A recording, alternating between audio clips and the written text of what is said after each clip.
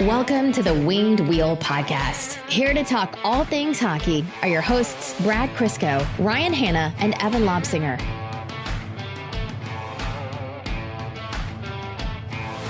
So nothing happened over the holiday long weekend that warranted an emergency episode. A lot happened in the Red Wings world, and I'm not even just talking draft. Like Yzerman went out and signed 1 million players like he was last year, which was a bit surprising, but nothing that crossed the threshold of, okay, wherever we are in the world, we have to pull the mics out and record and just get something out because this is such monumental Red Wings news. And you want to know why it didn't happen?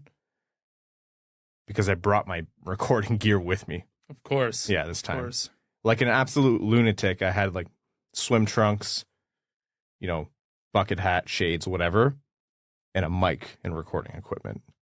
And the universe went, well, it's not fun if he's prepared for this, so we're just going to let them just enjoy their weekends. So, well, people could have just went back and listened to last year's episode at the same time because Yzerman just signed Copp and Chiarot again. So, you can just recycle some old content on this one. Fair enough. Just ran it back. It is surprising the way this free agency shook out, and we're going to get into all that. But I want to start this by saying to new listeners, genuinely, not every episode is like an hour and a half to 2 hours. And they're going to stop believing me because we don't know how long this one's going to run, but this might be the third consecutive like mega episode. It's just such a whiplash amount of news in the Red Wings world after just nothing, draft prep. Even Red Wings hockey when it was on, like nothing amounted to this amount of substance genuinely. And then 2 days of the draft, then free agency right after.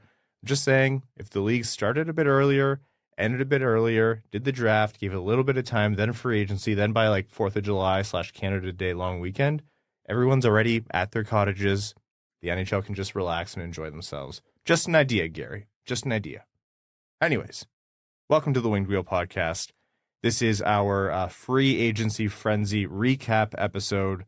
Yes, tempting fate by talking about it before maybe signings aren't done or trades haven't happened, but this is what the Winged Wheel Podcast is here for, to talk to you about all things Detroit Red Wings hockey, the world of free agency, and everything else to do with the NHL. I am one of your hosts, Ryan Hanna.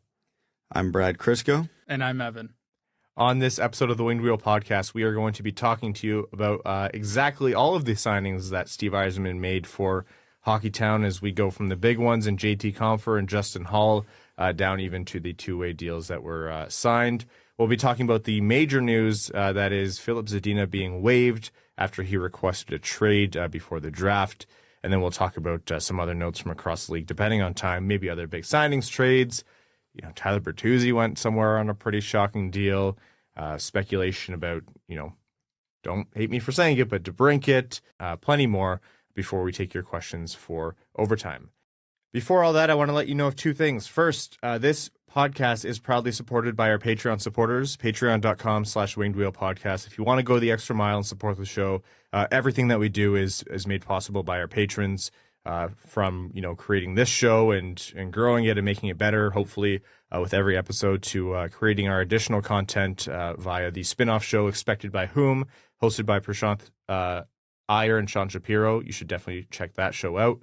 It also allows us to support the Jamie Daniels Foundation in their fight against substance use disorder. One way we do that is by hosting Winged Wheel Podcast Nights at the LCA.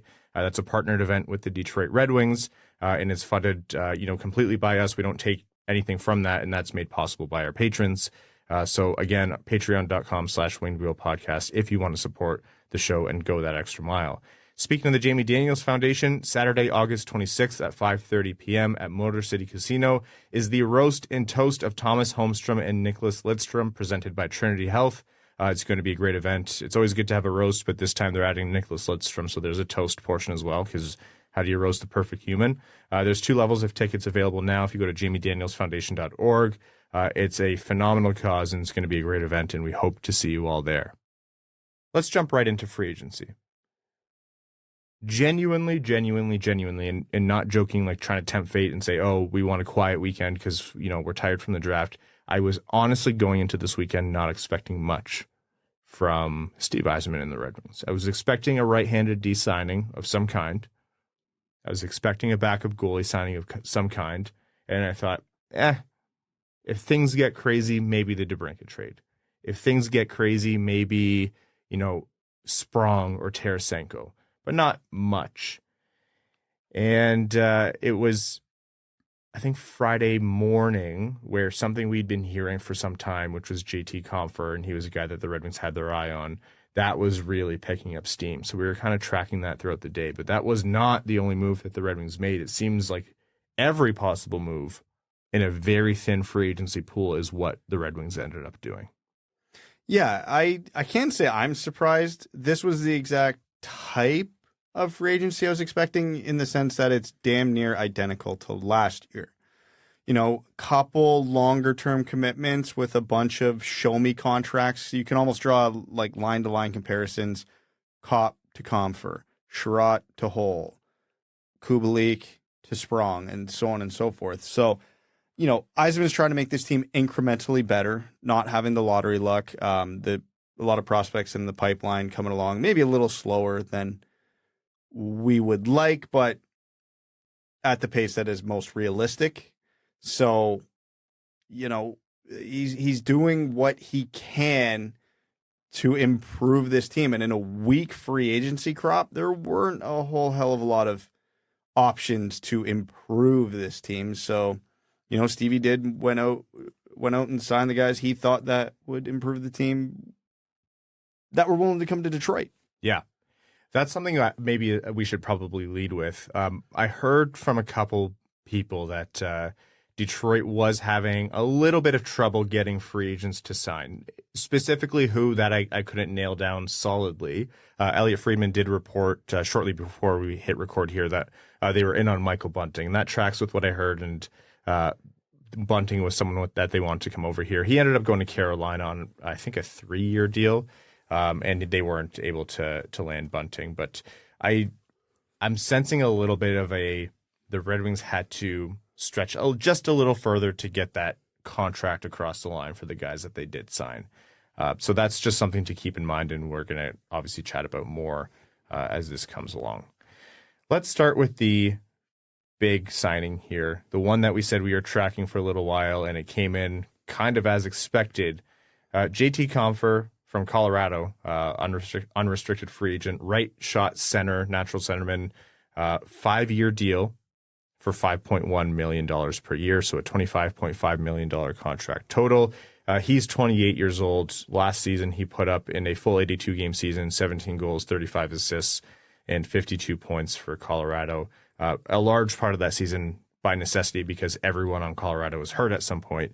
He was their second-line center, and so he had a much bigger role than maybe he would have on an otherwise healthy Colorado team. But, I mean, that's probably a good reflection of the current Red Wings team in terms of talent. So JT Compher, 5 by 5.1. That was the biggest contract handed out for the day by Steve Yzerman. So initial thoughts and reactions on that one. I'm lukewarm on it. I understand the need for a center, and, there weren't many on the market, so Yzerman went out and got one of the better ones. Probably a year or two too long, probably $1 million too expensive, but, that might just be the Detroit tax going forward. Which, you have to do what you have to do to marginally improve this team. I like Compher's versatility. The fact that he's a right shot helps. His defensive game is excellent. And, that's very much Detroit's identity right now.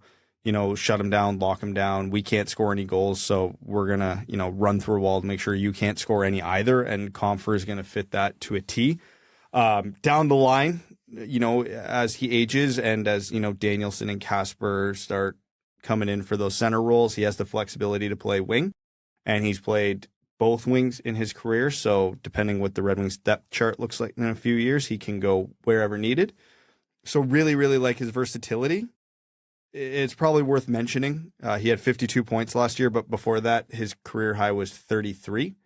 And he spent a very healthy chunk of this past season with Mikko Rantanen on his wing, which this year he might have Robbie Fabry and Michael Rasmussen or something like that. So much like... No Michael Rasmussen slander. Evan is... That's right. Yeah. Sorry, I didn't realize we were So he's equating going him to for a Mikko career Rantanen year. at this He's point. going for a career year in points is what I'm saying. Michael Rasmussen and Mikko Rantanen, we often get them confused. Yeah, understandably so. Same I initials. actually think they both get referred to as Moose, too. We're just saying, have you seen them in the same room? I'm always wary of guys who play up the lineup because of injuries, get to play with players they've never got to play for before. They play on a really, really good team. They have one career year, and then they go to a weaker team. I expect Compher to be very useful. I expect him to be very good. I expect him to be very versatile. And the Red Wings are going to use him and use him a lot. They're paying him to use him in a lot of ways. I will be genuinely surprised if he replicates that offense ever again in his career. Because, again, I think for the next couple of years, too, he's going to be good. But he's 28. I have concerns about the last year or two of this contract, and I have concerns about what the offensive upside is going to be. And we'll talk about it later, but, it could create some compounding problems in a few years. With JT Compher, first of all, they're just bringing in all of Dylan Larkin's teammates from Michigan. Yeah. First Copp, now Compher. So the familiarity thing is actually good there. You got rid of Larkin's best friend in Tyler Bertuzzi. Before that, Anthony Manthan and Andreas Athanasiou. It's good to surround your core with guys who they're comfortable with. You don't just bring in your friends or a guy's friends to make him feel nice. No, you want to build a good hockey team. But like Brad said, Compher's a good player. Don't get this twisted. Any criticisms of this contract cannot delete the fact that Compher is a good player. Really, really strong defensive impacts and did produce in an inflated, and you pointed out in a really nuanced way, but really well, Brad, in an inflated role with Colorado. But he still produced. I wouldn't expect that 52 points again. But hey, if he gets it, great. If not, he's the right shot center that Detroit needed. They're not really banking on, Kasper being ready down the middle behind Larkin. And, they're hoping for a better season from Copp. So what in the future we might see as Larkin, Danielson, Kasper as their center depth for now is going to have to be Larkin, Copp, Compher in whatever order. And then, whoever else is flipping to center there, Veleno on the fourth line or whoever it might be. So with Compher, I like that he's on the team. Like he's a versatile player, like you mentioned. You can flip him to wing down the line. I think that's all exactly right. He's described as a really good athlete, knows the team. He's a good addition. Is the term what I would have wanted? I honestly would say, yeah, just maybe a year, a bit too long. Is the price what I would have wanted?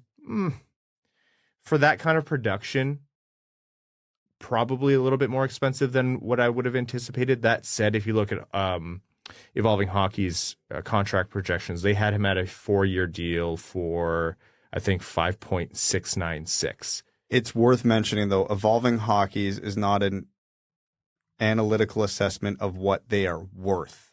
That is a predictive model. That is a predictive model of this is what we think he's going to get on the market. And they're usually really accurate because they take information based off of previous players, previous production versus what they ended up getting in free agency. So it sounds like the Red Wings, took a bit on the AAV to give him that extra year. So a little give and take there, which, that's how negotiations work. That's fine. Yeah, just so based on market, this is about what you have to expect if you're the Red Wings trying to add a right shot center who's going to be your number 2/3 center for the next few years at least. So I think it's not like the sexiest addition in the world. It doesn't fix the scoring problem. It doesn't fix the offense problem that the Red Wings have, but it speaks to a larger vision that Brad alluded to that we'll talk about in a little bit here, that the Red Wings just need to get incrementally better, a little bit tougher to play against, and just a little bit more solid overall. So, yeah, I have no problem with the deal. The term scared me at first, but then I was like, you know what? That's just, I think, the nature of dealing in free agency. Yeah, I mean, when you look at the Red Wings center depth now, it's very okay. Is it league average? I would say no. But it's not bottom of the league anymore. No, and I think the key word that both of you have said is incremental improvement. Well, that's 2 words, but is incremental. Are the Red Wings better at center depth with JT Compher in the lineup? Yeah, I would say so. You can debate the contract term and cost as much as you want, but yeah, I'm not over the moon about the signing, but I'm not down the dumps like some people have been. It's an okay signing. I think at the end of the day, and this is why I like that there was time between free agency and when we actually recorded the episode, is first it gave us, all three of us, a chance to breathe after the draft. And Brad, credit to you, you moved a family, which includes a toddler and a 7-year-old. So yes, a chance to take a minute, but also a chance to just digest the move. So yeah, I think at the end of the day, Compher makes the Red Wings a better team. The cap is about to go up. They have flexibility to come down the road, although maybe a little bit less now. This isn't, even if you have criticisms of this contract specifically in any capacity, I think all that matters right now is that it does make this team better. And that's what it comes down to for me. The next deal is one that's going to be a lot more divisive, and I am perfectly happy to acknowledge that. But Justin Holl, formerly of the Toronto Maple Leafs, was the Red Wings' first solution for a defenseman to play on the right side. So a right shot defenseman, 3 years, $3.4 million per year, a $10.2 million contract total. Justin Holl, a divisive player. The last time we talked about him on this podcast was, at his expense, making a joke that the Leafs won playoff games when he finally came out of the lineup. Is a guy who's probably thrust too much into the spotlight in Toronto. Probably had a little bit too heavy of assignments with Sheldon Keefe at the helm, but this is one of Detroit's solutions to get some kind of NHL level player behind Mo Seider on the right side. One of two maybe additions that they added in free agency. So before we do our initial assessment, I asked Steve Dangle of the Steve Dangle podcast what the honest take was on Holl, and he said, and I quote, "Good numbers, generally makes the right choice, completely loses his mind more often than anyone else on the roster, and is brainless, mistake-prone, super kind, funny, popular teammate, willing to scrap, and prone to streaks of solid play." So a little bit of a mixed bag there on Holl. Last season with Toronto in 80 games, he put up 2 goals and 16 assists for 18 points. So this was a surprising one, and this is what I think set the tone for the day, and which is why a lot of people were a little bit iffy on free agency overall for Detroit. So, honest assessment. Flashbacks of Brendan Smith on that quote, but well, you can always tell how a signing goes because in the brief moments Twitter was working after this signing, and without getting into Uncle Elon's follies, but the actual response. This is the most. After this signing, the hour after the signing was the most toxic I've ever seen Red Wings Twitter. and I'm not even saying that to be funny. It was a genuinely miserable experience no matter what side of the fence you were on.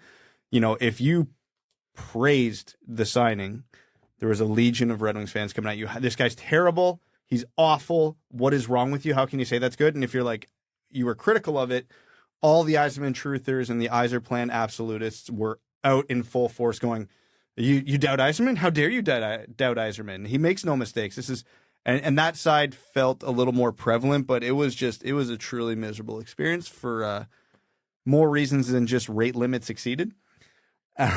Which, by the way, we have 600 words left on this episode before it just cuts off. Yeah, but so I don't like the signing.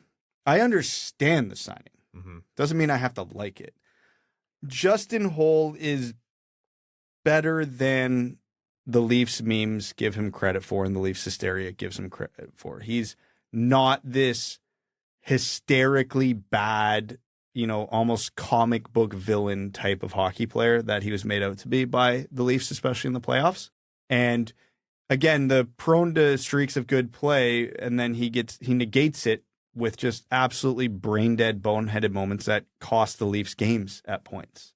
Like his gap control off the rush is putrid.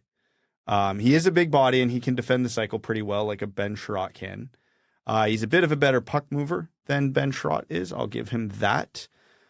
And a lot of the arguments that were coming back at me when I was being critical of it was, oh yeah, but he's a depth defenseman. Like, you don't need him to do a ton. Or, oh yeah, you can always buy him out and trade him. And they had to get a right-handed defenseman, and, they weren't paying Gudas, and maybe this guy or that guy didn't want to come here, and this was the only option. Sure to all of those, but every argument I got, every justification I got for why this was okay, Not one of them included the phrase Justin Holl is a good hockey player.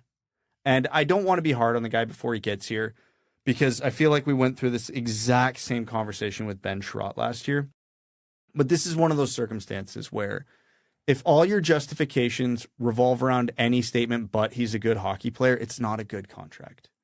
And should this be okay? And is 3 years and 3-point-something million that devastating? No, it's not. And we're going to get into a bigger picture conversation later in the episode about why it's not that big of a deal. But that comes with a much bigger problem, which we'll address.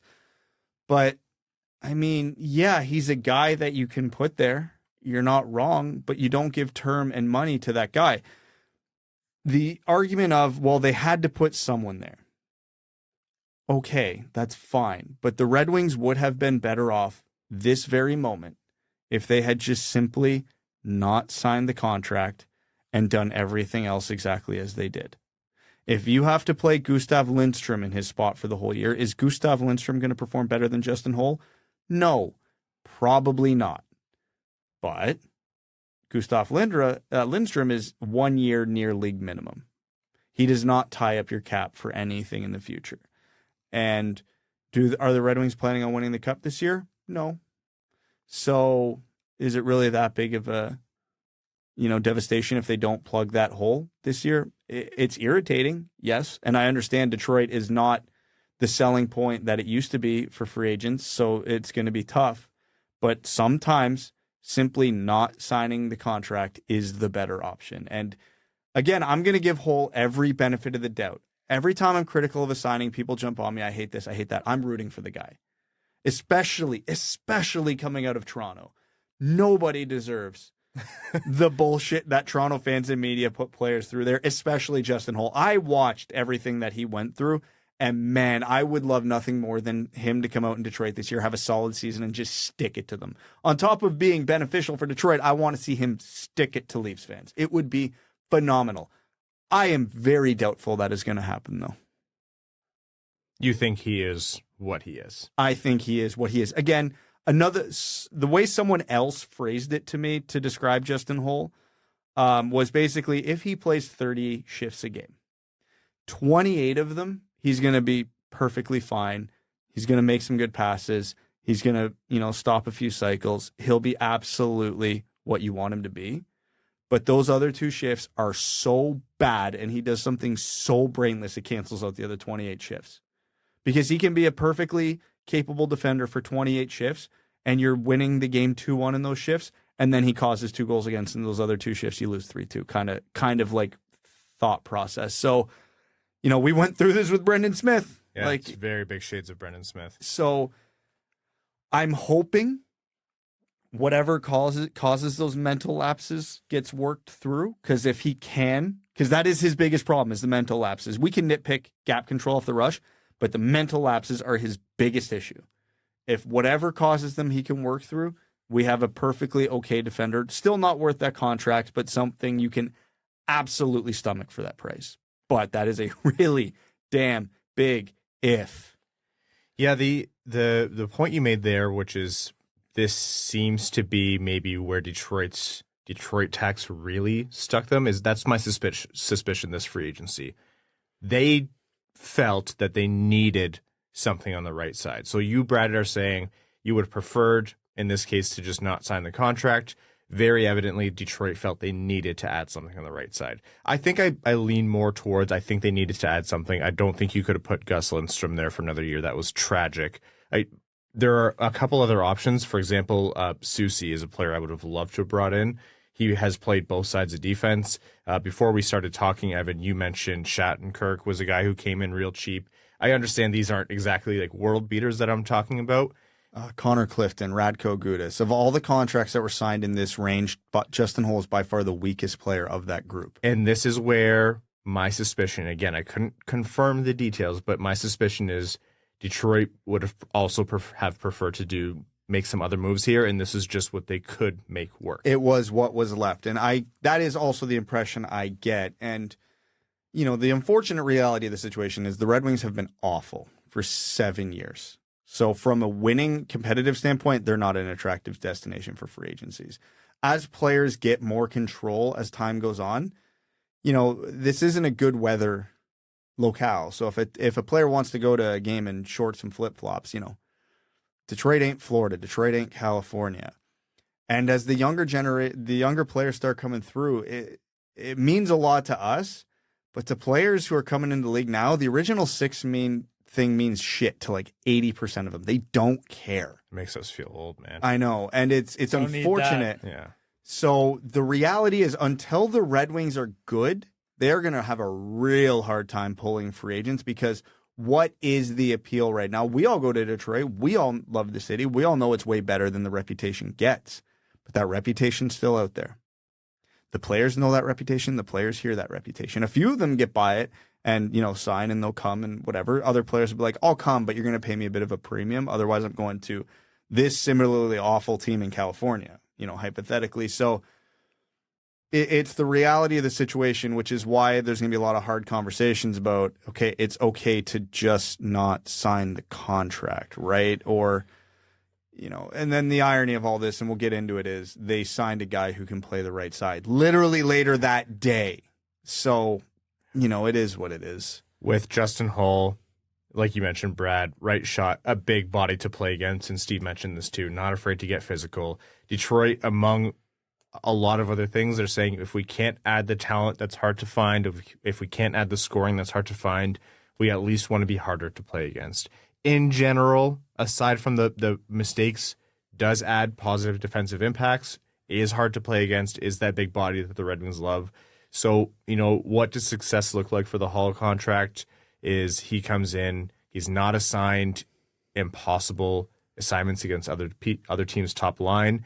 He fills with an NHL body that right side of defense on a second or third pair, and he's able to just stabilize that until the rest of the prospect pipeline is filled out and comes through. So, and don't get beat up by Ryan Nugent-Hopkins again. Don't get beat up by people named Ryan. That's right. It's a bad move. You can't come back from that. Overall impressions for the Holl signing for you, Evan? Well, the last time the Leafs had a whipping boy and he came to Detroit, I think that was Larry Murphy. So maybe this will work out really well. Justin Holl's going to the Hall of Fame. I didn't even think about that. Maybe this will work out exceptionally well. What did the Leafs? I have a mixed bag of what Leafs fans thought when Cujo came to the Red Wings. They were mad. Yeah, they were, right? They were real mad. Yeah. Anyhow. So overall, ultimately I agree with you, Brad. That contract came through. Surprised by the player, first of all, because that one, came out of left field for me. And I didn't like the deal just in terms of the money specifically. I thought that wasn't really what he'd be worth in terms of cap space. But again, 3 years, is it the worst? No. Is it good? No, in my mind. And like you said, you're going to give him the benefit of the doubt until you see otherwise. If he is deployed in that depth capacity that I was just mentioned, which obviously he's not going to be the first pairing defender, then there's a really good shot in my mind that this isn't as highlighted as it was in Toronto. Everything out of Toronto is just, everything in Toronto, I should say, is tuned up to 1,000,000 degrees or decibels or whatever. But yeah, that was the one that divided people quite a bit. Why don't we talk about a little bit more of a positive signing, Daniel Sprong. And this is one where I would have classified this as, I really would love Detroit to do it, but I don't think that they're going to be the winning landing spot because I think he'll have a lot of competition. But lo and behold, the Red Wings signed Daniel Sprong, 1 year, $2 million. And the reason that's a big deal is Daniel Sprong played less than 11 and a half minutes per night with Seattle last season. Less than 11 and a half minutes per night, only 66 games, and still put up 21 goals, 25 assists. This is legitimate, talented scoring that Detroit just added for $2 million for one season. Yeah, it's only one season, but this was comfortably the best contract they signed of the day. This was the one contract where I actually sat back when I saw it was signed and went, I wish there would have been more term on that. Yeah, I bet that's a Sprong thing. No, this is 1,000% a Daniel Sprong thing. There was a lot of one-year deals signed this weekend in the NHL, and that is because players know the salary cap is jumping by $4 or $5 million next year, which isn't as big of an impact as people think it's going to be, it seems. It's like one Justin Holl. Yeah, but players do know that just mentally will free up teams a little bit more to do some things, and a handful of players will cash out. And Daniel Sprong seems like a pretty good candidate to be one of those guys because he's not going to be playing with the same level of talent in Detroit that he did in Seattle, but he's going to get a bigger role in Detroit than he did in Seattle, which means more ice time, more opportunities, more power play time. So I could see Daniel Sprong absolutely replicating what he did in Seattle. And, this goes one of two ways, where he either has a really, really good season for Detroit, scores a bunch of goals, and, helps Detroit for a playoff push down the stretch, maybe even get into a playoff spot, or it's a repeat of last year, but you'll get a pretty good return for him at the deadline because, he's pending UFA. So we know how that story goes every February and March for the last 7 years. But I digress. But yeah, no, this is the type of gamble the Red Wings should be making lots of over the next few years. And Sprong seems like the perfect one, given that Detroit can't score a goal to save their lives. So they get a guy who can very naturally score goals. Yeah, that kind of efficient goal scoring, again, that's something that's sought after across the league. And Daniel Sprong gets not a ton of attention, but Seattle got a lot of attention. So I'm surprised that more GMs weren't in on it for that price, and I wouldn't be surprised if a lot of other GMs went 1 year, $2 million. If that's all it was going to take, then we should have just been on that more. Yeah, that is absolutely the kind of ad that the Red Wings needed. I know it's just a 1 year deal, but I think this is going to be a sneaky good ad that could define the entire free agency class and help Detroit in a big way over the course of the year. And he's young, right? Like, he still has a lot of years ahead of him. He is from the Netherlands, by the way, born in Amsterdam. In case you Great didn't know. city. Yeah, awesome city. He's 26 years old. So if he does well and he sticks and Detroit has cap space, then that's someone that they can keep longer term. Again, this just boils down to the type of talent that Detroit desperately needed. Not a lot of it, if at all, was available on the market, and Detroit was able to tap one of the very, very, very few sources of that kind of scoring. So this is the major win for Steve Yzerman in my books. Yeah, it was a tidy piece of business. I don't know how you could not like this one. This was my favorite contract of the day. And he's going to have more opportunity than 11 and a half minutes. Oh, yeah. Yeah, he still leaves a little to be desired in the 200-foot game. But if you put him in that classic, quote-unquote, Thomas Vanek role, lots of third-line minutes, lots of power play time, oh, yeah, he can absolutely pop off again. And, if you don't really like that every other, if not more, Red Wings addition to the team seems to be a player who's a little bit limited offensively but can do a lot in the 200-foot game, having a lot of those guys shelters the Daniel Sprongs and allows them to do their thing. So, yeah, that was a great contract, undeniably a great contract. Another one that was pretty popular and one that surprised me, Shayne Gostisbehere. That one kind of came, the buzz around that came late in the day. By the time, any news came out on that, it was actually officially reported. This is a guy who plays both sides of defense, played a good chunk of last year as a right defenseman, which is notable, even though he shoots left.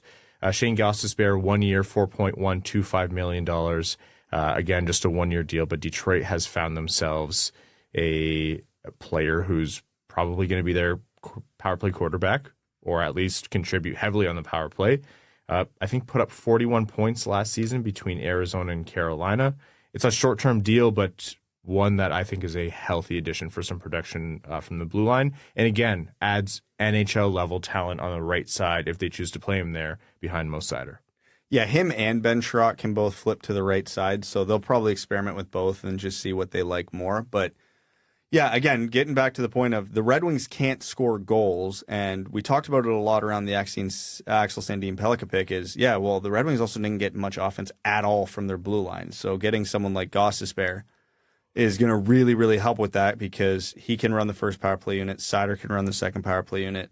At even strength, they have now more than just Seider and Wallman contributing anything offensively, which would be a huge win. Not a perfect defender, but when you're over a half a point per game, you can be forgiven for some defensive mistakes that, ideally he'll work on. It is what it is. He provides offense and flexibility, two things that are going to be super critical to the Red Wings blue line this year. I had someone who's very, very, very familiar with the Flyers and someone who's very, very, very familiar with the Coyotes both message me at the same time and say, you're going to love Shayne Gostisbehere. That was a great ad. So, and again, risk-free contract, 1 year, the cap hit legitimately doesn't matter. Either helps with a playoff run or is an asset at the deadline. Yeah, if he has a good season and you don't think he's going to come back to Detroit the following year, you can trade him at the trade deadline, retain some salary because it literally doesn't matter, and pick up some assets for the draft or what have you. So this was my second favorite signing of the day. So same. This is a much needed piece of the puzzle. We'll see if that's a short-term answer or a long-term one. And another signing that came in, this was one of the few signings that came in longer than a year.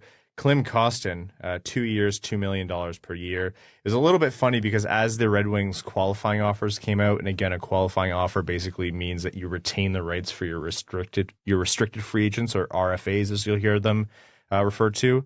Kostin wasn't on that list.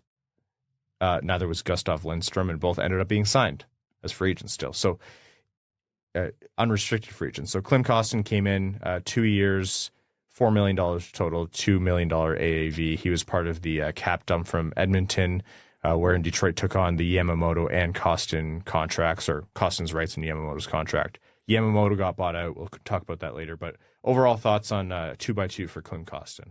I like it. One of the big things about the Red Wings last year, we talked about how soft they were as a team overall, and Kostin helps that because he plays with a ton of sandpaper, and unlike a lot of players on the Red Wings, is very eager to punch other players in the face. But he does not come simply because of that, because this is a guy who actually has a bit of offensive touch. So he's a guy you can plug into your bottom six. He can play that role, but he'll still be able to chip in 30, 35 points, 15-ish goals in a season, which is, again, Yzerman keeps preaching this goals by committee, and if he can't land, the superstar goal scorer, it's not bad to stockpile a few guys like this who can provide some secondary offense and who can provide in a role that the Red Wings were very sorely lacking in last year. Yeah, you look at kind of the players who are in a bottom six role, and that's because they can't crack the top six, and the way you perceive those players is a lot different. See, one Filip Zadina, really difficult to watch him not be able to move up the lineup. But then there's players who are meant for the bottom six and genuinely help your team from the bottom six. And no, I don't think a role player down there is good every time, but when they're a Kostin type, I think it's actually pronounced Klim Kostin, it's understandable why he's such a fan favorite and why Yzerman was practically giddy when he was talking about him. So tough to play against, can add a reasonable amount of production from the bottom of your lineup, and energizes the team, solidifies the lineup, just makes your team a little bit more annoying to play against. Came at a low cost, probably an overpay based on the AAV, but when you're talking about 1.5 or 1.75 versus $2 million, that's fine over a 2-year deal. So yeah, I like the addition. Apparently he's a really good locker room guy too, so you need some of those guys, especially if the losses start to pile up. It'll be nice to see someone who enjoys being tough and can back his teammates up out on the ice. So that was Kostin, and again, we'll get to Yamamoto in a little bit. Let's talk about the solution to Alex Nedeljkovic and Magnus Hellberg, both of whom were signed by Kyle Dubas in Pittsburgh. Funny enough, both Red Wings backup goalies from last year ended up going to Pennsylvania. So after they gave Tristan Jarry a bag. Yeah. So, concerns if you're a Penguins fan right now. Yeah. Look, first of all, I want to say we've had Ned on the pod a couple times. He's a great guy on and off the ice. Everyone can see that. Very, very popular and for good reason. And honestly, super talented goalie. Like, the skill is there. He just has to find consistency. I've seen goalies who have been talented not find their consistency until later in their careers. So if he can do that in Pittsburgh, then that's incredible, and I'm pulling for him. And Hellberg, too, known as an awesome dude as well. So good for both of them. They found a new landing spot. I wish them all the best. The Red Wings found their own solutions, and they went for, they replaced 2 with 2. Even though they have Ville Husso as their starting goalie, they added both Alex Lyon, 30-year-old goalie, on a 2-year contract for $900,000 per year, so $1.8 million total, and also added James Reimer, 35-year-old, 1 year, $1.5 million. So by committee, it looks like there's going to be a little bit of competition behind Husso, which I think is good. Let's start with Reimer here. He played on a bad San Jose team and is definitely not at the height of his career. He had, I think, 43 games, put up an .890 save percentage and 3.48 goals against average. So not good numbers. The team's not good over there, but he used to be a much better goalie than he is now. So that's just another option and a veteran depth behind Husso and someone to compete with Lyon. Yeah, competition, breeds success, and as long as he can keep himself from being a distraction off the ice, he should be a pretty good insurance policy on the ice. And with Alex Lyon, really impressive numbers last year, actually. Only a limited amount of games with Florida, but helped them a lot. He went supernova to get them into the playoffs. The Florida Panthers don't make the Cup Finals if Alex Lyon doesn't do what he did in the regular season. Yep. 15 games, .914 save percentage, and a .282 goals against average. Again, 30 years old, so not exactly a youngin. Swaps between the NHL and the AHL for most of his career, but this one I think could be a sneaky good ad for Detroit. Yeah, less than $1 million, 2-year term, has shown he has the talent to be very good. Now he's 30, so I'm not expecting him to become, a star overnight. What the Red Wings really need between probably Lyon mostly, but obviously Reimer might get in there a little bit, is they need these guys to give them 30 quality games. Yeah. Because Husso can't play 55, 60 games again. He can't. He needs to play 40 to 50 games. So they need, whether that's just one of Lyon or Reimer taking the lion's share of the backup duty and, giving Husso the break he needs, or providing an insurance policy if Husso gets hurt again, because then they have two NHL capable goalies, albeit not great, but you only need one of them to be feeling it this year, because hopefully Husso stays healthy and he can take the majority of the games and these guys make it easy for him. Yeah, I don't want to say they just did the exact same as having Ned and Hellberg, but it's essentially the same gambit. Neither of them are guarantee. One's younger, a little bit more talented, has done more, both in a limited sample size last season, and one has been around the block. So that's a little bit new with Reimer. Goes back with I think what they had with Greiss and other goaltenders. But yeah, if they can make it so Husso isn't playing game 62 and absolutely burnt out and falling apart at the seams, then that's a win. I don't think anyone's expecting Vezina candidate seasons from either of them, but as long as the competition breeds some kind of solid support, even if it swaps over the course of the year, then that'll see itself shake out. And it's low impact, right? If one of them, gets waived or goes down or whatever, then it doesn't really matter with the size of their contracts. Yeah, neither of them cost really anything. Okay. Next signing here in terms of a depth signing, Christian Fischer out of Arizona, 26-year-old winger on a 1-year, $1.125 million contract. This is also one that I heard that the Red Wings were interested in, but came a little bit later in the game. Word about it was kind of out there all day before the signing was actually confirmed. But again, another short-term deal, and this is another depth player that the Red Wings brought in. Folks from Arizona really, really, really love this guy and are actually pretty disappointed that he's left the Coyotes. So this seems to be another, character on and off the ice, quality guy that the Red Wings have brought in. Now this is a guy. Oh yeah. Sound the alarm. That's my analysis. Yeah. Christian Fischer's not, he's not a world beater. He's not the solution to scoring. He's not a top six player. Last year with Arizona, played 80 games, 13 goals, 14 assists. Perfectly fine production, I think, from the back end, but his defensive impacts, his physical impacts are more about why he was brought in. Bigger body to play against, 6'2", 215. So fits the mold of what, the Red Wings want in their depth. Whether he's in the lineup every day or he's one of the guys fighting for the 13th forward spot, that remains to be seen. But incredibly popular player with Coyotes fans. Defense first, high compete, can't score. Yeah. This sounds like a Red Wing already. Hey, 13 goals would be higher up on the Red Wings goal scoring list than a lot of folks would want to think about. Oh, I'm aware, Ryan. I'm aware. Incremental improvements. Yeah. Our fourth line players are going from 11 goals to 13 goals. We're moving up in the world. Heart and soul guy, 1 year, $1.125 million. Yeah, it's fine. He's a guy. He's a guy. And that's the last of the Red Wings' significant or, call it major signings. We signed a guy named Brogan. I don't know anything about him, but we just need to call attention. They signed a guy named Brogan. He's chill. Matt Luff, 2-way deal, 1 year, $775,000. Gustav Lindstrom, 1 year contract, 1-way deal, $950,000 to kind of stay in that seventh defenseman-ish range, I'm sure.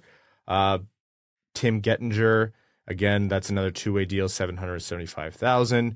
Brogan Rafferty, as Brad loves, 2 years, $775,000 AAV. That's another 2-way deal. And then Nolan Stevens, another 2-way deal, 1 year, $775,000 to round out the signings for now.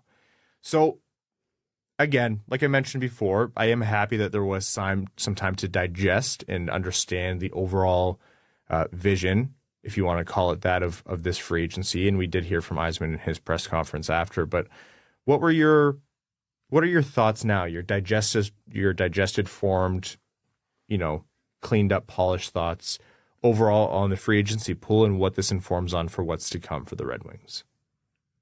Oh man, you like a little bit better last year? Boy, do I have a team for you.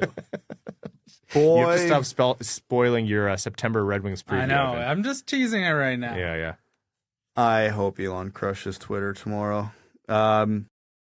So overall, if I look at this in a bubble, it's fine. Love the Sprong gamble, love the Gostisbehere gamble. Kostin's a great get. Fischer's a guy. Compher's an improvement. Holl.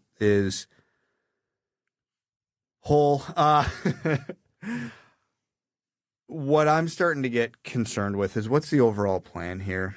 Because, we've talked about the Yzerplan being patience, and he's had no lottery luck, and I don't think he's a poor evaluator of talent, because this is 2 summers in a row with what I would call 4 overinflated contracts. Because, let's flash back to last summer when we're sitting here on the same episode, this roughly the same time of year, going, okay, Andrew Copp probably overexceeded his expectations because of where he was playing and the role he was in, but he's still a useful player. Ben Chiarot is not as good as the hockey world thinks he is, and that is probably not a good contract, but here's the reasons it might be good.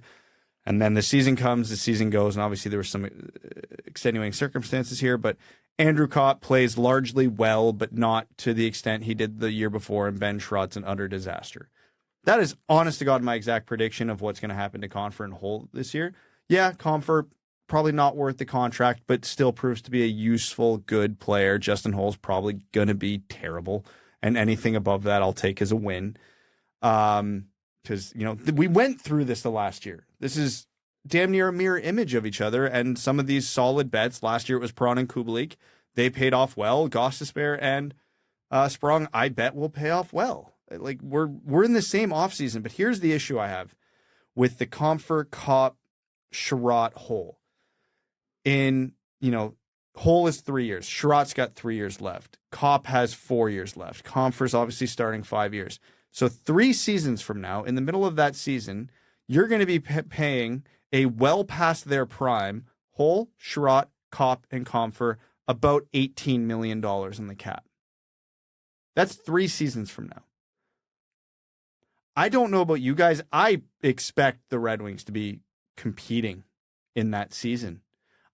We can't be in this position again, which means you would hope there's going to be some more acquisitions, some more improvements, more than a little incremental improvement. Now, the formula the Red Wings have to prey on right now, and it's really their only hope, is that almost all of their key draft picks in recent years hit. I put in the group chat, take as many players in the Red Wings system right now and slot them into the lineup where you think they could play if the Red Wings were to win a cup, and what gaps does that leave? Compher was the only one who was on that projection, so now we're going past 3 years. We're going well past 3 years. I shared it with Max and Prashant as well, and the first thing Prashant said was, this is about right or whatever, but yeah, this would be 4 to 5 years out. So the timeline of the rebuild, it's going to be over 10 years. And sure, the Red Wings might be competing for a playoff spot this year. I don't think they're making the playoffs with this roster. this could all be moot tomorrow. They could trade for DeBrincat, sign Tarasenko. This is a whole different team. But as of right now, this isn't a playoff team. Sure, they're going to probably compete deeper into the season than they did last year. And last year was a really good step forward because they were in a playoff spot in February before the wheels fell off the bus. So maybe that's March or even April this year. But again, I don't think it's a playoff team. I don't think they're better than Buffalo, Boston, Tampa, Toronto, even Florida. So are these guys expected to help this team compete, or are these guys stopgaps? And I think the ultimate conclusion here is I think they're stopgaps. And I think Yzerman knows that. And I think, like you alluded to, especially on the whole contract, it's the Detroit tax. Steve might not have another option. And this team has to improve. They can't go backwards at this point. They can't. No. So now their biggest risk as a franchise is becoming that 15-year stretch of the Minnesota Wild. They're going to finish 7th to 10th every year. They're going to get stuck in the mushy middle. Unless Danielson, Sandin Pellikka, Kasper, Mazur, like 2 or 3 of these guys massively exceed expectations, they're in a tough spot right now. They're in a real tough spot right now. So if you are of the mindset where I think I'm at right now, where they just have to get a little bit better each year until 4 or 5 years out when Seider, Raymond are in their prime, Danielson, Kasper, Mazur, Edvinsson are all contributing regularly. Hopefully Kosa or Augustine is there. But the entire future of this team now is tied into their prospects because it's not in the free agents. If anything, the big 4 free agents the last 2 summers are going to be a hindrance when this team really hopes to turn a corner. Or guys who have been dealt or whatever. Exactly. And a lot of people are saying, okay, yeah, well, you don't have to ride out all the years of this contract. And if you're already talking about trading a contract the day it was signed, it's a bad contract. But buyouts are an option. You know, Holl's not a ton of money. If you have to buy out the last year, fine. Ben Chiarot, if you have to buy out the last year, fine. You know, you can always pull trade an asset and a bad contract for nothing thing. The Red Wings are flush with picks and prospects. That's very much an option. But I think my ultimate takeaway here is, yeah, we're still in this shit for a while. And I don't really see the way out, short of a couple staggering moves. But Yzerman just ate up a huge amount of the cap for those moves, because it's easy to look at this upcoming season and go, they still have a ton of cap space. Even after those contracts, they have like $9-10 million in cap space. They're not up to the cap. How much money do you think Seider and Raymond are getting next summer? It's a hell of a lot more than $10 million combined. You know, Seider's going to probably get at least 9. Raymond's going to get probably around 7. So that's 16 mil a cap. And all 4 of these contracts are still going to be on the books. Yeah, you can free up some cap space because you won't have Gostisbehere, Sprong, Kubalik, Perron anymore. Those are the guys that are probably be contributing more than these 4 this year. Those are the guys you don't want to lose. I want to keep Kubalik around. I want to keep Perron around if he can keep going. I feel like I'm going to want to keep Gostisbehere and Sprong around. And they're running out of cap room. So yeah, in the short term, these contracts don't look bad. They look largely irrelevant. But either A, Yzerman's really kicking this down the road because that's the only option, and these are stopgaps. In which case, this timeline is worrisome because we thought we'd be getting out of it soon. Or he's got something else up his sleeve, and he's going to work some cap gymnastics because he's putting himself up against it. Yeah, I view this largely what you mentioned, Brad, as this is Yzerman calling it for what it is. This is what he can do to make the team better now, which isn't a lot better, but better in ways. He plugged some holes. He did some things at right D. He did some things with backup goalie, a little bit on offense, a little bit for offense from the back end. But he knows and he acknowledged the scoring still needs to happen. The faith is right now in the prospects and the players on the team right now improving. Larkin is producing as I think what you can expect from Larkin. He's not going to take another big leap. There needs to be a big jump from Lucas Raymond. They've been very clear about that. They're hoping for more from Berggren as well, and I think you can expect that from Berggren based on what he was able to produce in a limited role. Veleno, Seider, you can go down and you can expect more, 100%, and you should. But this isn't going to be solved by free agency. I do think this is a roster that's going to be actively managed and tinkered with. Like, you pay now and you maybe take your medicine later through a buyout or trading or giving up an asset to get rid of the last year of a contract of like a 4th round pick or whatever. That's all stuff that you can't do, which isn't very attractive to think about, but it's also something that the Red Wings haven't had to do because they haven't been a team that's been trying to make moves. That's all stuff that I'm sure Yzerman knows, or that Yzerman is banking on knowing he'll have to do down the line. And I have no problem with that. But it is a little, admittedly, bleak until you get to that point. Until you see a DeBrincat, until you see maybe a short-term Tarasenko, until you see, a home run swing, you trade for William Nylander and you get him on a reasonable contract. Whatever hypothetical you want to work with, there's going to have to be other things that happen if this team's going to be competitive anytime soon at all. Do I think this free agency crop made this team better? Yeah, I do. I do. And I don't really like the Holl signing, but I can understand why having any NHL body on the back end on the right side is better than, Gustav Lindstrom or whatever they were working with last year. I think Gostisbehere is great. I think Sprong was a really efficient signing. I like JT Compher, the player, a lot, and I thought that even before free agency. So, yeah, contracts aside, which is a big statement, I do think the team is better. I share the same concerns, though, Brad, in terms of the long-term cap usage. It's not promising, but I do think it's workable. But I want to call that for what it is. That is not a solution. Saying this is something that's going to have to be dealt with, coupled with a major move to solve the scoring, and then banking on your prospects all turning out in a big way. That's a lot of things that need to happen between now and then. So this is a Red Wings team who's moving in the right direction.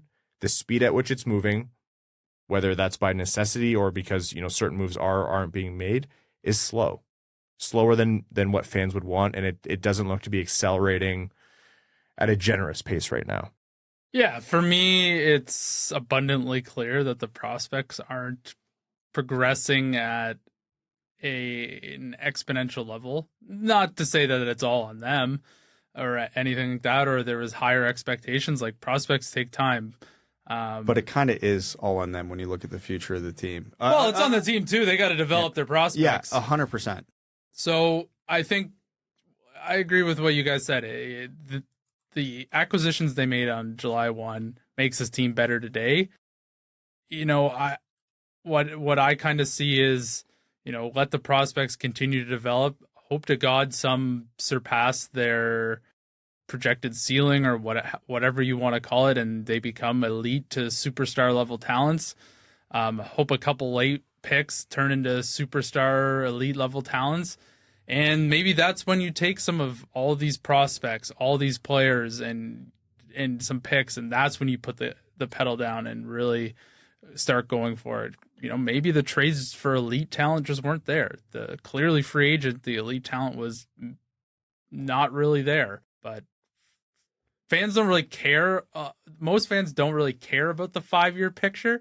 They care about what are we going to do next year. And I know that people are probably rolling their eyes, but anyone who listens to a Red Wings podcast is probably a diehard fan. And they're the only people thinking 5 years. The people who go to a game on a Friday because they just got tickets from someone at work, they don't care about the 5-year plan. They just want to see a team that's half decent. So I think the short term, the team is better than they were last year, but it's not saying a whole lot. So it's a couple. That point, too, is interesting to me because there's two ways to look at this. And the team is definitely better than they were last season. But the one point I kind of will make is they are definitely not better than they were last preseason. Because we were expecting about 70 goals between Vrana and Bertuzzi, and both those guys absolutely shit the bed or were injured for all the year. But it was, if they had great seasons, that would have been very well within the realm of possibility. Exactly. So we were sitting there projecting the Red Wings to maybe be a fringe playoff team when we were expecting, I will say, at least 30 goals from each of them. Yeah. And that didn't even come close to happening for obviously a myriad of reasons out of, team control. They still had Filip Hronek at that point. Compher is not Bertuzzi. Holl is not Hronek. Obviously it was still a good trade seeing what they got from the Hronek haul, but this team is not as good on paper going into this season as they were on paper going into last season. Now, given the circumstances of the season, and we saw what actual roster transpired for the Red Wings yesterday, yes, I expect improvements.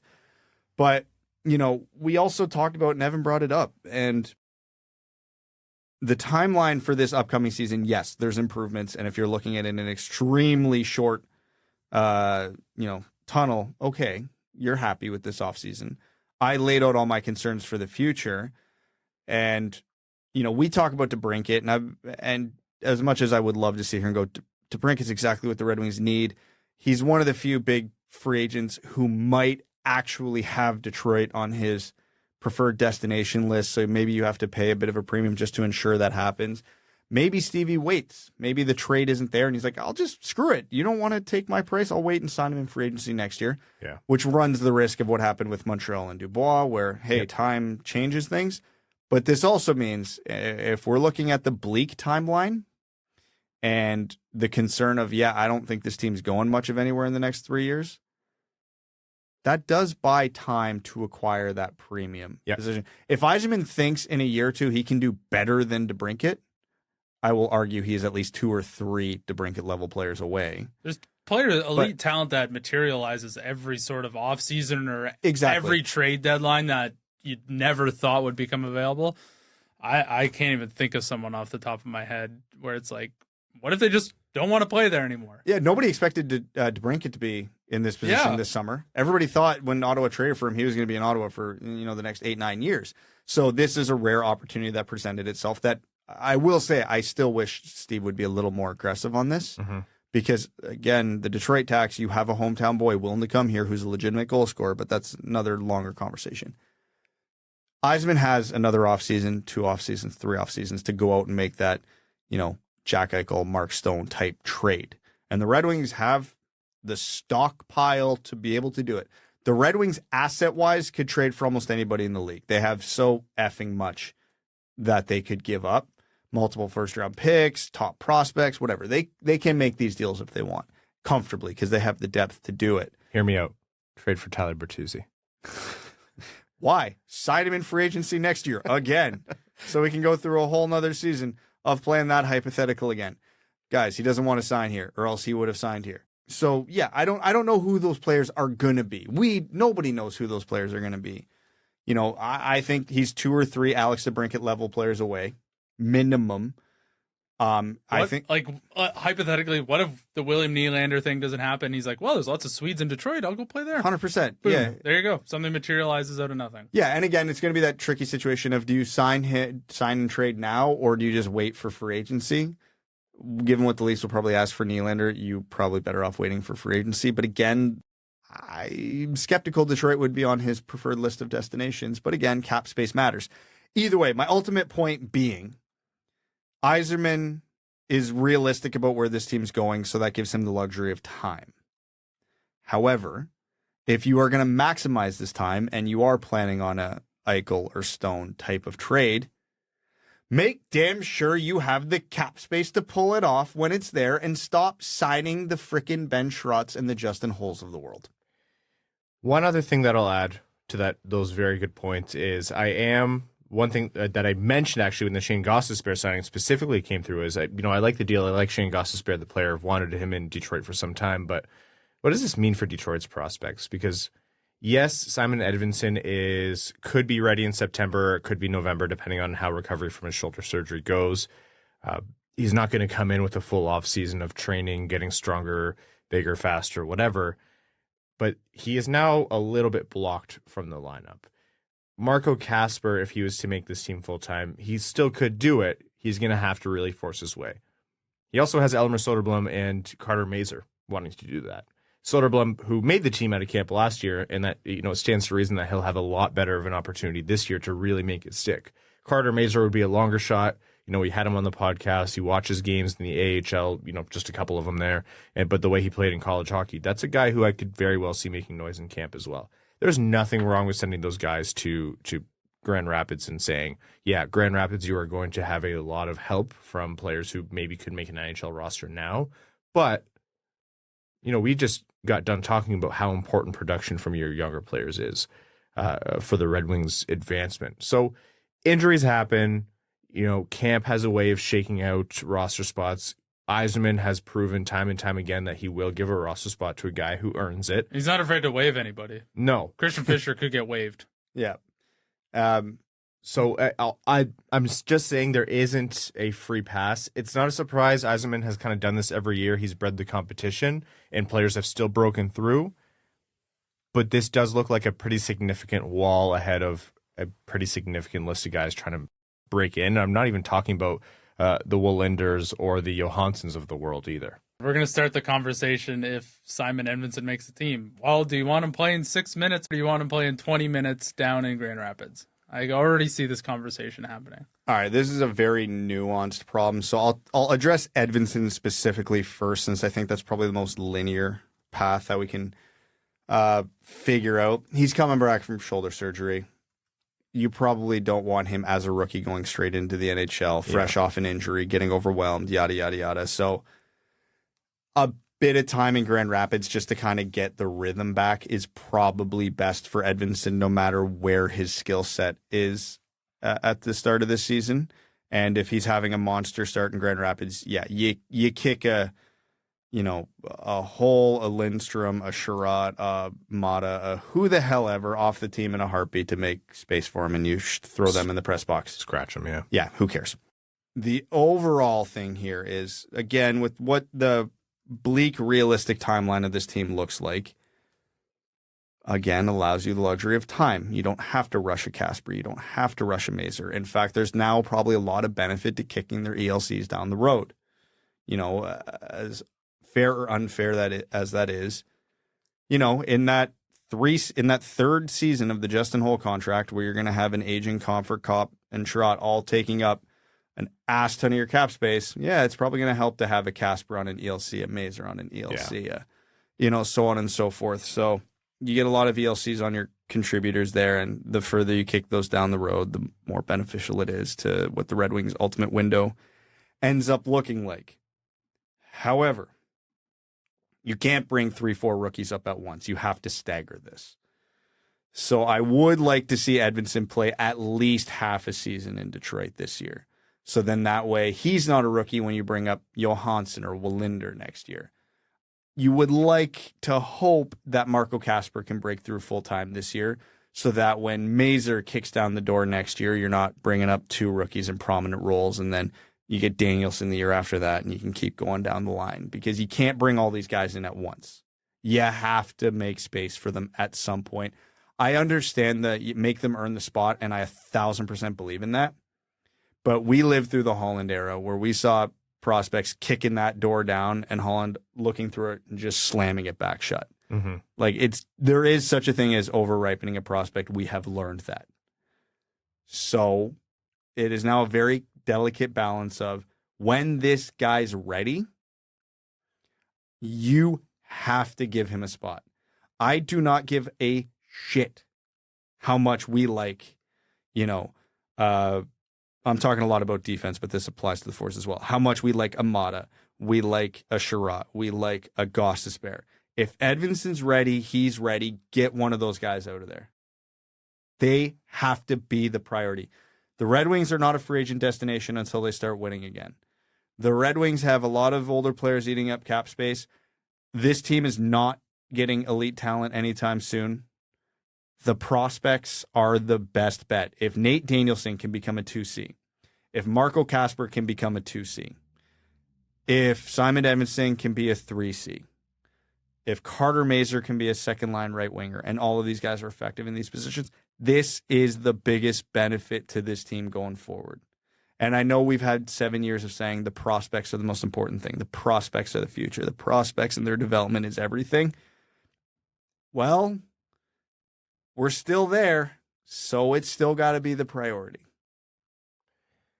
Lots to digest. I think one thing that I mentioned just before this and before your point, Brad, that makes me confident in terms of that delicate balance that you mentioned is it's been a complete 180 from the Holland era to the Yzerman era in terms of when they graduate guys. So. Raymond jumped in a year early because he was ready. Seider came in and jumped into a very prominent role quickly because he was ready. Yeah. So this organization has shown no hesitation to do it. And I have no, obviously I probably sounded really critical there. I have no expectation that they won't do that. So I don't think all these signings are going to preclude them from doing that, but it's worth reiterating, they have to do that. Yeah, it's going to take some figuring out. Okay, we have some other, we're not even done the major topics here. It came down earlier today, and by the time you're listening, you'll know the results. But Filip Zadina was placed on waivers by Steve Yzerman and the Detroit Red Wings. Yzerman revealed thereafter in the press conference that Zadina actually asked for a trade because he wants to get a fresh start somewhere else. Asked shortly before the draft. What we can say and what we've said a lot of times on this podcast is not only has Steve Yzerman been shopping Filip Zadina in a trade for the past few weeks here in and around the trade, but also really for the last couple of years. Before Zadina's contract, after the contract, it's been a rocky ride, and Zadina's been in and out of trade talks for that entire time. For a period of time, it was, can we maximize on this guy's perceived value from another team?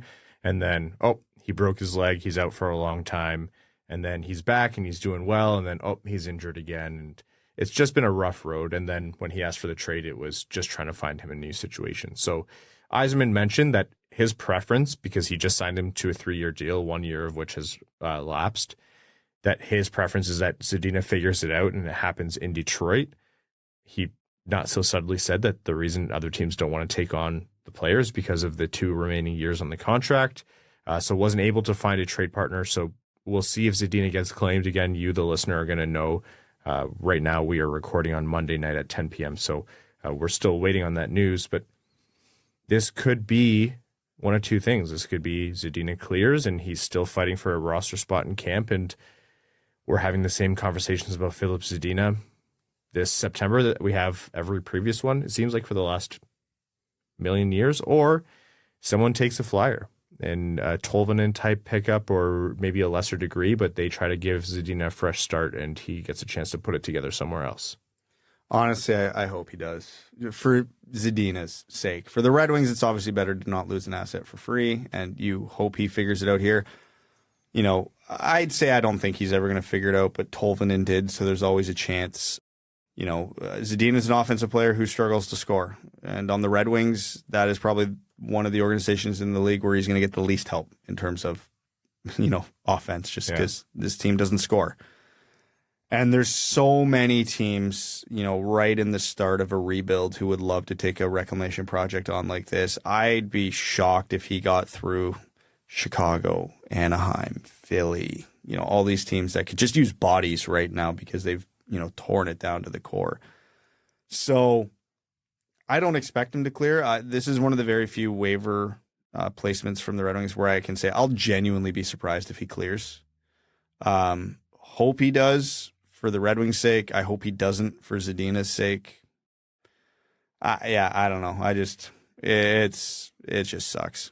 Yeah, I have a tough time seeing him actually clearing waivers. Like you guys said, there's so many teams that are year one of their rebuild, and they just need somebody, and he's the perfect case for a reclamation project. And his AAV isn't even bad, so those teams won't even care. Yeah, like if this was, if Filip Zadina was drafted by, the Blues or whatever, and this was 6 years ago, and the Blues put him on waivers, knowing everything we know, we as Red Wings fans right now at that point in our rebuild, we would be smashing this table to take the chance, right? So it is what it is. Is it likely that he'll turn it around? Yeah, this deep into his career? Probably not, but I have a hard time believing that there's not one team who doesn't think he can turn it around. Yeah, $1.825 million isn't a lot in terms of cap, and he has 2 years at that number. If this was next year, I would confidently say, hey, we're recording more than 12 hours before waivers actually clear, and I will tell you he will be gone. But because the cap is still tight and rosters are still full because free agency just happened, I'm not entirely certain that he's going to get picked up by another team. That said, how did we get to this point? It's no mystery. It's become a joke on this podcast as we are all hyped out of our minds because Detroit got Zadina, because he was a perceived fall in the draft. He fell to Detroit at 6th overall. For those who don't know who Detroit was going to take if Zadina didn't fall to them, and that was not entirely expected, the Kotkaniemi and Barrett Hayton picks are what pushed him down. They were going to take Evan Bouchard, and if not Bouchard, it was going to be Dobson or maybe Boqvist, but those were the guys. So Quinn Hughes wasn't in that mix.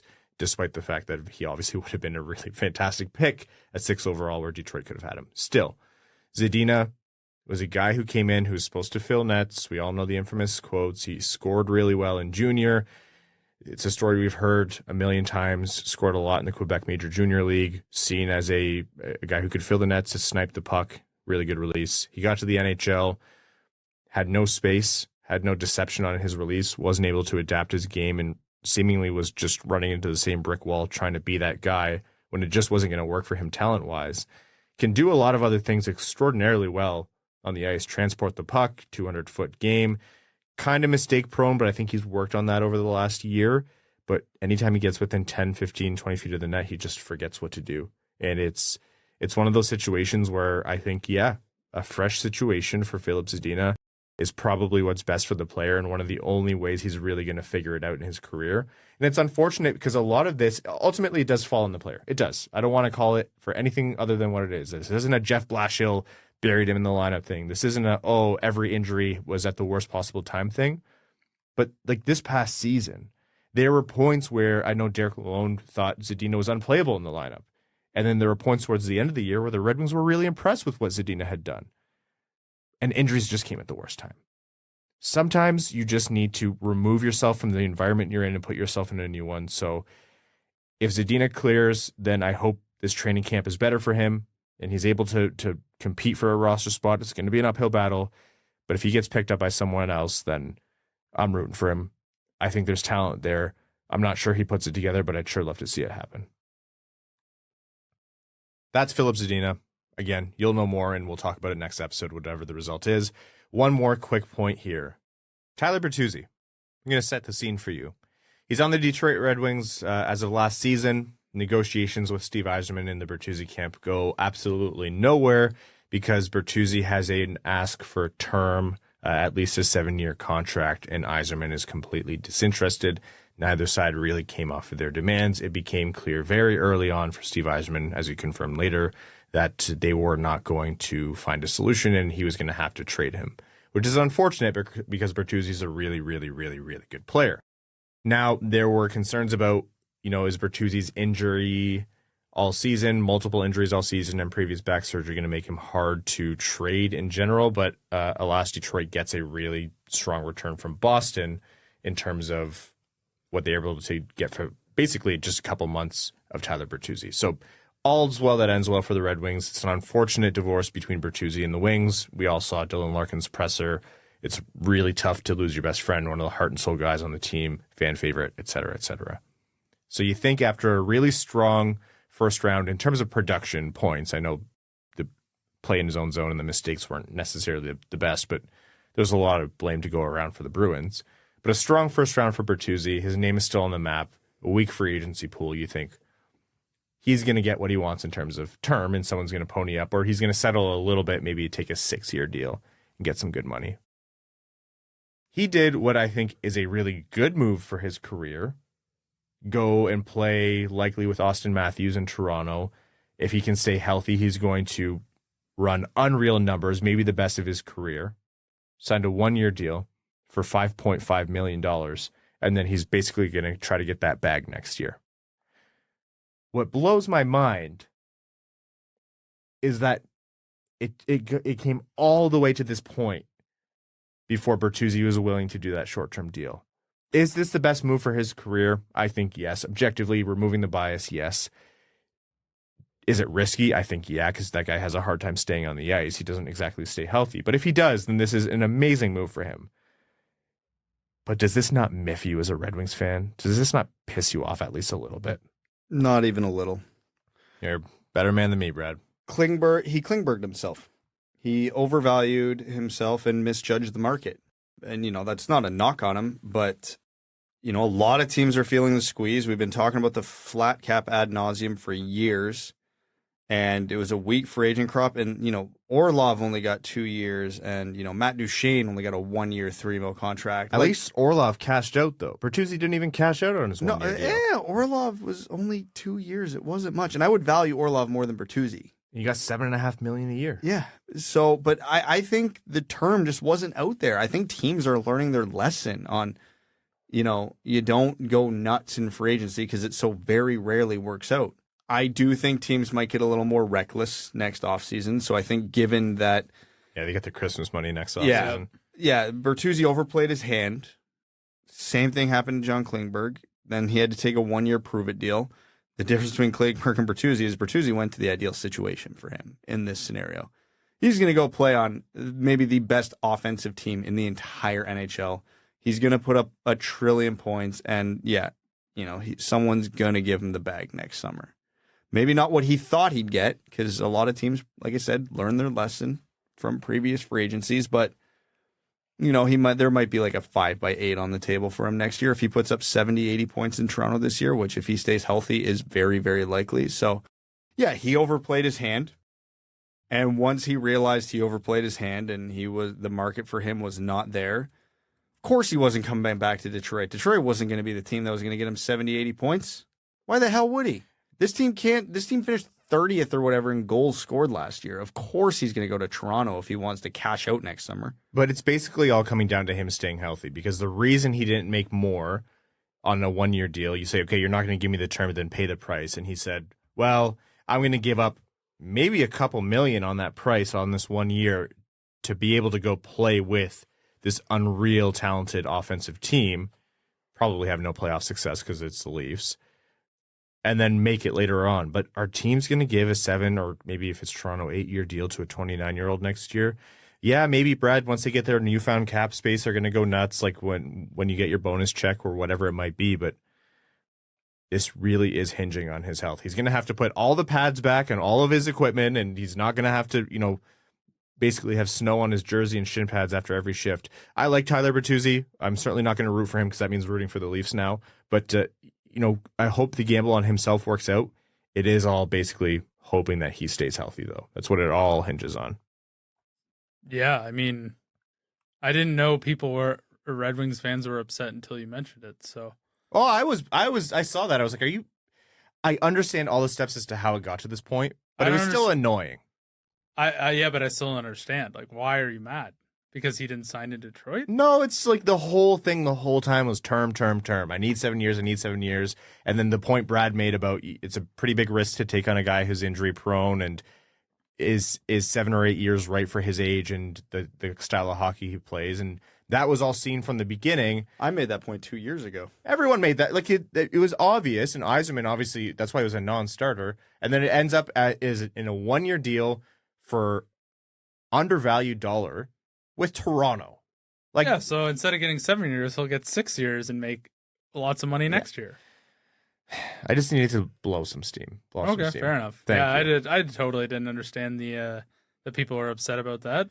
I think it makes a lot of sense for him. If the long-term deal or nothing anywhere even remotely to long-term is out there, go to Toronto, because there's no way he is anything less than like a 60-point player if he stays healthy. And there'll be a dumb team next year that'll give him 6 years for whatever he wants. It might even be Toronto. It very well could be. They had an interesting, before that Bertuzzi contract, which is great for them, they had an interesting free agency. Well, all their money's now tied up in Ryan Reeves, so they can't take him on. He plans a great team party, though. Excellent. Okay, folks, there's a lot to cover still, trades, signings, etc. from across the league, but we are actually going to take this time and take some fan questions and comments and jump into Overtime. Again, Overtime is brought to you by our Patreon supporters, patreon.com/wingedwheelpodcast. In addition to all of the great ways that you support the show that I mentioned at the top of the show, you also get access to some really excellent benefits. First off, you get access to our exclusive Winged Wheel Podcast Discord community, fantastic community that talks everything from the Red Wings to the podcast to draft to prospects to Formula One to golf to pets and food and everything in between. Also, you get access to our Patreon exclusive Overtime bonus episodes, which record right after these main episodes. We let loose, have fun. The guys are allowed to swear, and just generally we have a good time on topic, off topic. They're always a blast to record, at least. So, and I've heard they're more fun to listen to than the main show. Some people have told me, which I'm not sure how to take that. And then you also are automatically entered into all of our giveaways. For example, we have given away 2 tickets to every Detroit Red Wings home game this past season and are going to do the same next season, and the vast majority are going to our Patreon supporters. So again, that's patreon.com/wingedwheelpodcast. The late breaking report is apparently Tarasenko is going to sign in Carolina. Oh, well, I'm glad we didn't take time to talk about maybe signing Tarasenko today, which is really good. Okay, thank you. Evan, breaking news on the show. Oh, I just looked at my phone for half a second. First time. Dad didn't see me looking at my phone at the dinner table. All right, let's take a comment from a listener. JM Rhapsody says, finish this sentence. The Detroit Red Wings make the playoffs in 2024 if... I will say the Detroit Red Wings will make the playoffs in 2024 if Lucas Raymond has a breakout season and an Atlantic Division team stumbles in a bad way. And singular? This team finished 7th in the division. It felt like cheating to add 3 conditions, but feel free to give your own answer. Yeah, if a large meteor hits the eastern seaboard and takes out at least 3 other cities. No, that's going to be one hell of a meteor. Actually, no, the meteor is unlikely. Yeah. If global warming happens so rapidly, it just floods all of Florida, and Tampa and Florida no longer exist in this lake. You know what? Unfortunately, that's very realistic. That's what's going to happen. No, realistically, No longer a swing state at that point, but no. If we're just focusing on what has to happen with Detroit, fortunately, I'm going to have to give more than one reason. Lucas Raymond's a great point. All of the new guys overperform, much like Perron and Kubalik did last year. And the biggest one, Husso has to go supernova. Has to. There's no way this team makes the playoffs without a huge goaltending performance because, quite honestly, they're just not going to score enough goals, too. So there's going to have to be a lot of 2-1 wins mixed in for this to happen. It's going to sound ridiculous, but I was going to say they'll make the playoffs if they overachieve. And I think that encompasses basically everything you guys said. yeah, and a big part of that also is they have to stay healthy. Like, we're talking best case scenario. Everyone gets healthy and stays healthy. And It's sort of baked into the overachieving. Yeah. If you aren't healthy, there's a hard chance that you can do that. Woodson2 says, hey, Dub crew, loved watching your commentary on Wednesday and Thursday. Much appreciated. Thank you for tuning in. They ask, between Lombardi, Kasper, and Mazur, who will get the most games in Detroit this year? Oh, Kasper. I think Kasper. Yeah. Lombardi and Mazur are guys who have not experienced pro hockey for longer than a couple weeks. I think Lombardi got in, 2 games? Mazur got 6. Kasper spent the entire last season playing a prominent role on an SHL team, so he's the most likely to be ready to step in. Jeremy Dahl says, oh man, what a dagger to the heart by Bert. I don't think I'm going to be okay. Thank you for all your amazing coverage. My God, I couldn't wait for your free agency pod. I was so desperate I listened to Steve Dangle. Oh, Steve. No, they do a good job over there. 2 quick questions. They said that the Sens and the Habs are going to have a sick blue line in the future, but I think they are underselling ours. How does our future blue line compare? Oh, ours is better than theirs, definitively. We have depth and superstar talent. Of everybody in Ottawa's blue line, is anybody going to be better than Moritz Seider in their peak? No. Montreal? No. So we have the best young defenseman of the group. Sure, Reinbacher's good. Sure, Jake Sanderson's good. I don't think either of them are going to be better than Seider. And then you factor in Wallman, Wallinder, Johansson, Sandin, Pellikka. Yeah, here's the thing, too, and it's probably an overarching point that Red Wings fans are really going to need to drill into their head, especially for the next couple of years going forward. The Red Wings might be the most forgettable team in the NHL. They're a middling team coming off of a very long rebuild where they have not been relevant in the NHL standings at all, and they are not an exciting team to watch. The national media and the average hockey fan has almost no reason to watch the Detroit Red Wings right now, so they are always, always, always going to be underestimated or forgotten about in conversations like this.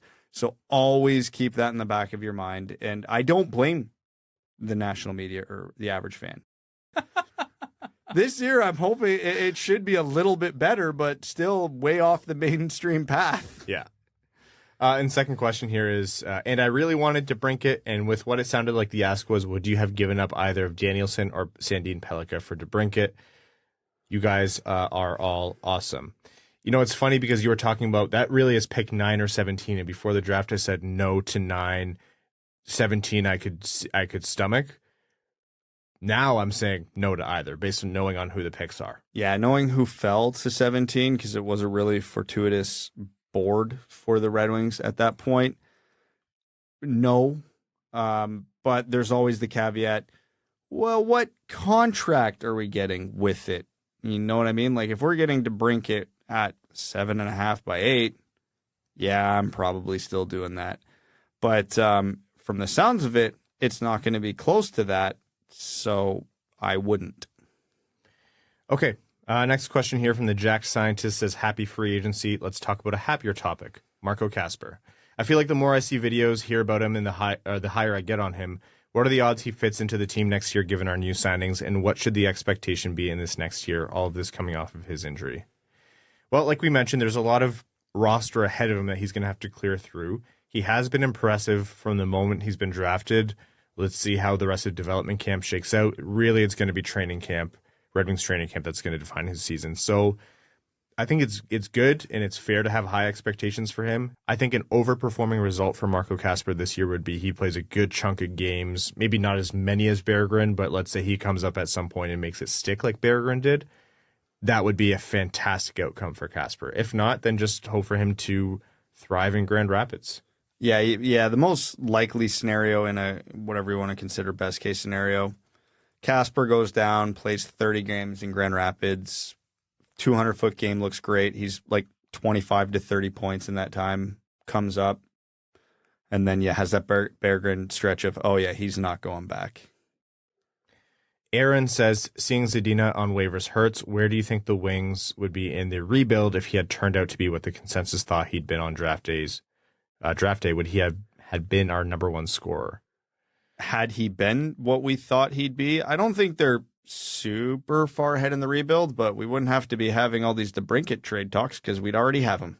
Yeah, it's like the big thing with the rebuild. If people love to talk about what set the rebuild back and why is this taking so long, and I've seen a couple people talking about it online today, and it really is the reality of it. The Red Wings whiffed on 4 straight first-round picks. It hurts, man. You can't. 2015. Svechnikov, 2016 Cholowski, 2017 Rasmussen. Rasmussen's good, but not 9th overall good. And 2018 Zadina.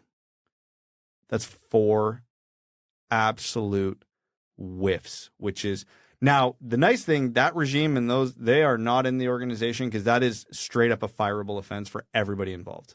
You're in a rebuild and you whiff on 4 straight. If this was the Patreon part, I'd be swearing a lot more because this is the part that pisses me off in the rebuild. Everybody involved in that needs to be fired. They're gone, so it doesn't matter. But that is why we are where we are now. There's almost a complacency because Detroit just wasn't a team who drafted high up at all over the years, obviously with their playoff streak. But the lack of maximization of any of those picks, Michael Rasmussen has turned out okay. For relative to the 9th overall selection. He's turned out to be a great player for the Red Wings now, but not someone you get at 9th overall. Yeah, it's kind of those things. Michael Rasmussen turned out great to where Michael Rasmussen was in 2019. Michael Rasmussen is still a big disappointment relative to what we expected of Michael Rasmussen in 2017. Yeah. So that is the ugly, ugly, ugly truth. Yes, the Red Wings haven't had lottery luck. Yes, they haven't had the premier free agent come over. Yes, they haven't had Braden Point come through in the 2nd or 3rd round yet, but you can't miss an entire practical, I'm going to call it half decade. Yeah, that's it. That's a team's generation. I hate to say it. That's an entire competitive window's worth of first-round picks. Poof, gone. But nobody ever hits the perfect no draft picks. But a couple would be nice. But yeah, you go through what the Red Wings could have had with those picks of guys who were picked in range and were reasonable. You're walking away with Besser, you're walking away with Suzuki or Nietzsche. You're walking away with Quinn Hughes, Evan Bouchard. Chychrun. It's that one is the most glaring incompetence. We don't need to rehash this for a millionth time, but that is the biggest. That's a whiff on more than one. Zadina himself isn't enough to change this rebuild, but you turn Zadina into Bouchard. You turn Rasmussen into Suzuki. You turn Cholowski into Chychrun. You turn water into wine, baby. Svechnikov into Besser, and you're in a much, much, much different place right now. Yeah, maybe I'll stop slicing it off the tee and I'll make consistent contact with my irons too. Yeah, went to the range, fixed my slice. I'm a pro golfer now. Well, golf talk is a good time to good signal to end the episode. So, folks, that is our first take on our free agency frenzy with Steve Yzerman and the Detroit Red Wings. The analysis is going to continue. We'll be back with you midweek. That'll be a Thursday episode this week. Thank you all so much for tuning in. It's very much appreciated. Again, if you want to support the show and go that extra mile, patreon.com/wingedwheelpodcast. If you're not able to, or you want to support the show in other ways, subscribe wherever you get the show and leave a rating, whether it's on Spotify or Apple Podcasts or wherever. It makes a big difference for us, and it's greatly appreciated. And tell a friend. We'd like to thank all of our listeners, new and old. We really appreciate you all of our patrons, and especially our name-level supporters on Patreon. Arjun Shanker, Yves Bartels on behalf of the Sarah Grand Foundation, Aikfer, Samuel Soderholm, Raymond's Missing Tooth, Brad's Lord and Savior, Bradley Cleveland, Glenn Brabham, Marcus Nolong, Nicholas Brodeen, C. Lyon, Keenan O'Donohue, Yanni Burkers, Meals on Wheels, Matthew M. Rice, Croner's Left Knee, Admiral Matt S. at the Cheesebag Navy, Babe Landeskog, Carl Brutana Nanalewski, Carzone 13, Citizen High Five, Connor Scovey, Cooking with Kosa, Coyote Season Tickets and Anywhere But Tempe, Craig Kibble, Denny's Gamer Girl, Derek Enstam, DJ Denton, Give Blood, Fight Probert, Hockeytown Love, Hockeytown Matt, Hassam Al-Qassem, If You're Happy and You Know It, Look Up From Your Phone, Jake Hollum, Jacob Turner, Joel Miranda, Kaylin Wood, King Tone, Marcus, Matt McKay, Michael Edlund, Prashanth, the Goalie Truther, Yzerman, R.A., Red 3, Ryan's Big Brass Ones, Hannah, Ryan Hubbard, Scott Martin, That's What I Appreciates About You, The Mexinadian, Wallman's Elite Dancing D, Yzerplan Stan, General Andy Bohan of the Cheesebag Army, Sam Bankson, Brian Vasha, Number 1 Red Guys fan, Aaron, Adam Rose, Big Cheese, Brad Simmons, Captain Antonio Gracias of the United Federation of Cheesebags, Chuck Buffchest, the Tarpless Goon, Connor Leighton, Corey Prida, Darren Fick, Evan, Jimi Hendrix of Clarinet Lob Singer. Did you play the clarinet? In grades 7 and 8. Oh, man. I was alto sax. Oh, wow. Yeah, we were big winners. Gene Sullivan, Griffey Boy, Instructions Unclear, Cheesebag No Longer Fresh, James Laporte, James Pridemore, Jeremiah Dobo, JM Rhapsody, John Evans, John Engels, Josh Yelton, Kevin McCracken, Quaz, Linda Hull, Maximilian, Melissa Erickson, Norris Seider, Ophelia, Pavel Duck Soup, Ryan Hanna's Big Brass Ones, S. Gray, Shahid Syed, Steven, Tatar Sauce, The Hodag, The Hat 123, and your second favorite patron. Thank you, folks, for tuning in. We'll be back with you on Thursday.